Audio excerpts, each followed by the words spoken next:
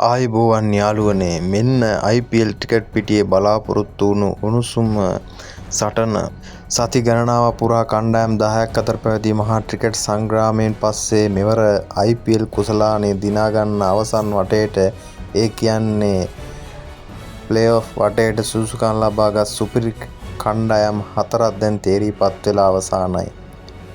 ඔයා සපෝට් කරන කණ්ඩායමත් මේ අතරේ ඉන්නවාද? අපි බලමු මේ සිව් මහා බලවතුන් කවුරුන්ද කියලා. පළමු කණ්ඩායම රොයල් චැලෙන්ජර්ස් බැංගලෝර් ප්‍රසාද ලකුණු සටනේ අංක 1 ස්ථානයේ දිනාගත් ලයිස්තුවේ පෙරමුණේ ඉන්නේ වෙන කවුරුත් නෙමෙයි. පසුගිය වර ශූරයන් වුණු Virat කෝලිගේ royal Challengers Bangalore RCB කණ්ඩායමයි. ඔවුන් තරඟ 14කින් තරඟ 9ක්ම ජයග්‍රහණය කළා. සුපිරි නෙට් රන් රේට් එකේ පළවෙනි තැන රැක ගන්නට සමත් වුණා. පහුගිය වාරයේ මෙන්ම මෙවර කුසලානේ තමන් සතු කර ගැනීමට බැංගලෝර් කණ්ඩායමින් ඉතාමත් දරුණු ෆෝම් එකකයි. දෙවන කණ්ඩායම වන්නේ ගුජරාට් ටයිටන්ස්. තුන්වෙනි කණ්ඩායම වන්නේ සන්රයිස් හයිදරාබාද්. හතරවෙනි ස්ථානයේ තිබෙන්නේ රාජස්ථාන් රොයල්.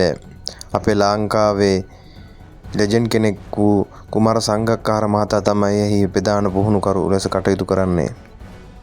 ඉතින් යාළුවනේ RCB, ගුජරාට්, හයිදරාබාද් සහ රාජස්ථාන් කියන මේ සුපිරි කණ්ඩායම් හතර මෙවර 2026 IPL රන් කුසලානේ තමන්ගේ නිවසට අරන් යන්නේ කවුරුන්ද කියලා ඔයාලා හිතනවාද?